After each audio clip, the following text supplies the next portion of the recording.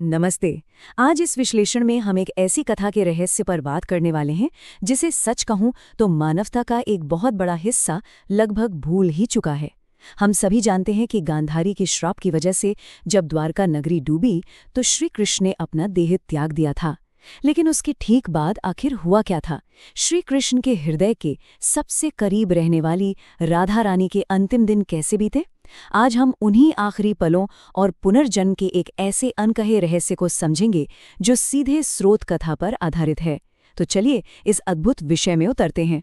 ये प्रश्न सीधे तौर पर हमें उस भावनात्मक और रहस्यमयी खालीपन की तरफ ले जाता है जो श्रीकृष्ण के इस भौतिक दुनिया से जाने के बाद पैदा हुआ था।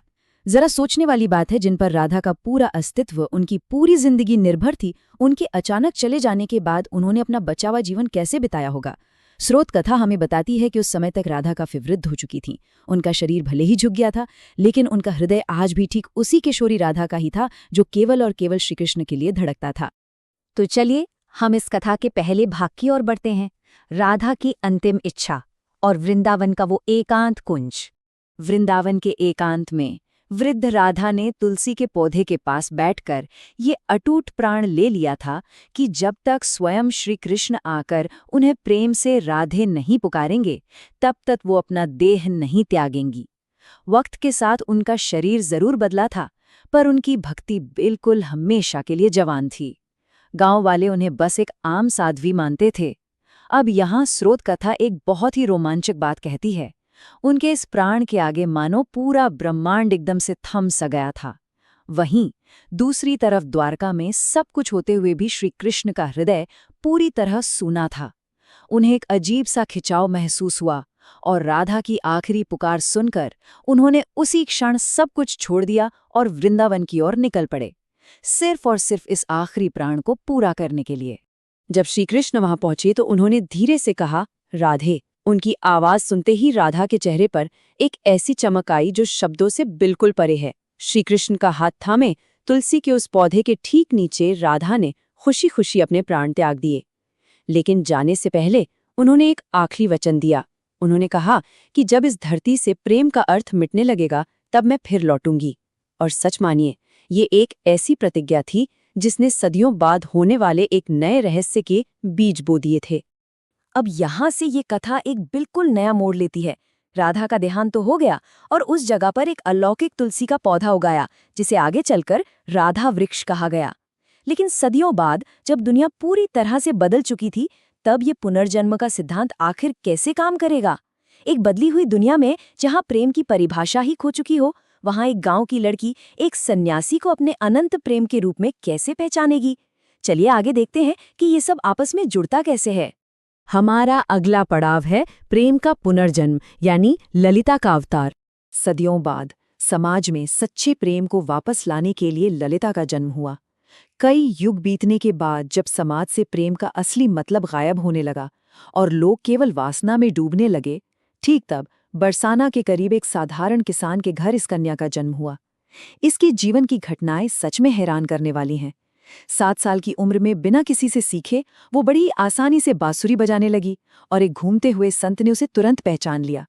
13 साल की उम्र आते आते जमीन से एक मूर्ति निकलती है जो उससे कहती है, तुम लौट आई राधे। और जैसे जैसे वो बड़ी होती है, उसे खुद ब खुद समझ आने लगता है कि उसका जन्म इस युग में प्रेम की परिभाषा को वापस लाने के एक बहुत ही खास उद्देश्य के लिए हुआ है। इस पूरी यात्रा में ललिता के जो अनुभव थे वो बिल्कुल असाधारण थे। उसे लगातार एक श्याम वर्ण के पुरुष के सपने आते थे जो अद्भुत बांसुरी बजाता था। उसके अंदर एक ऐसी अजीब सी बेचैनी और एक पुराना दर्द था जिसे शब्दों में बयान करना नामुमकिन था। और फिर हिमालय से आए एक संत ने इस पूरे रहस्य पर से पर्दा उठा दिया।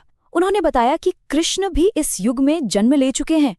वो एक नवयुवक ब्राह्मण सन्यासी के रूप में धरती पर हैं, जिनका नाम अनंतानंद है। ये वो बड़ा टर्निंग पॉइंट था जहां ललिता को आखिरकार अपनी पूरी जिंदगी की मंजिल मिल गई।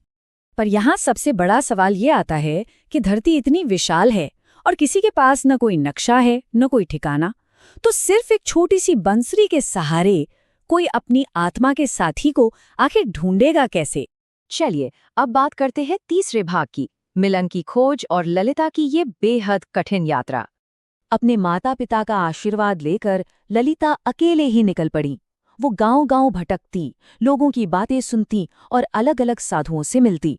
8 गांव पार करने के बाद जब वो पूरी तरह से थक चुकी थी और उसे ये लगातार अनुभव हो रहा था कि अनंतानंद आसपास ही हैं पर मिल नहीं रहे, तब उसने एक ऐसा संकल्प लिया जिसे सुनकर रूह कांप जाए।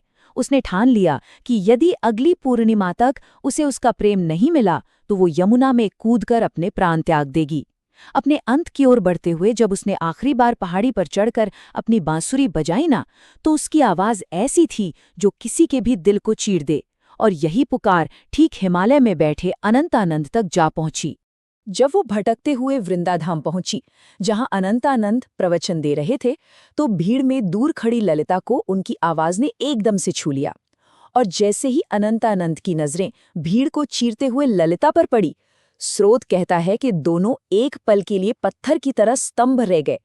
अनंतानंद ने अपना प्रवचन बीच में ही छोड़ दिया, ठीक उसके पास आए और उसकी आंखों में देखकर कहा, राधे, तुम आ गई।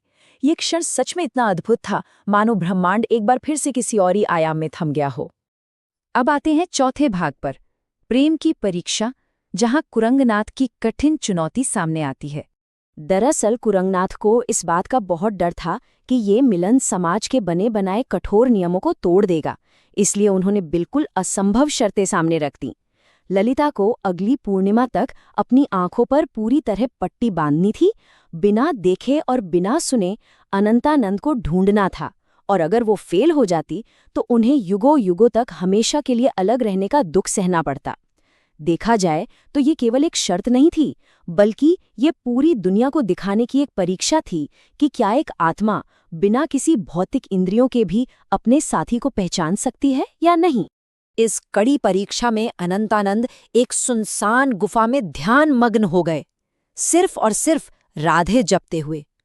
उधर ललिता आंखों पर पट्टी बांधे गांव-गांव भटकती रही। रास्ते में कई बहरूपीय साधु आए जिन्होंने झूठ बोलकर उसको ठगने की पूरी कोशिश की। यहां तक कि स्वयं कुरंगनाथ ने भी ठीक वैसा ही भेष बदल लिया।